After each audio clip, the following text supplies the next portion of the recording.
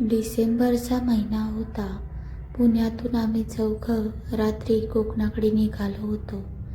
गाणी, मज्जा सगळं सुरू होतं. पण पोलादपूरच्या त्या घाटात शिरल्यावर सगळं बदललं. धुकं इतकं दाट झालं की गाडीच्या पुढे काहीच दिसत नव्हतं आणि अचानक समीरने गाडीचा स्पीड कमी केला. मी त्याच्याकडे पाहिलं. त्याचा चेहरा पूर्ण पांढरा पडला होता. 5 मिनिटांनी तेच झाड, तोच रस्ता आणि तेव्हा कळलं आपण पुढे जात नव्हतोच. इतक्यात समीरने आरशात पाहिलं आणि तो हळू आवाजात म्हणाला, कोणीही मागे वळून बघू नका. त्या क्षणी आम्हाला काहीच दिसत नव्हतं, पण समीरला काय दिसत होतं ते ऐकल्यावर आमच्या अंगावरचं रक्त गोठलं.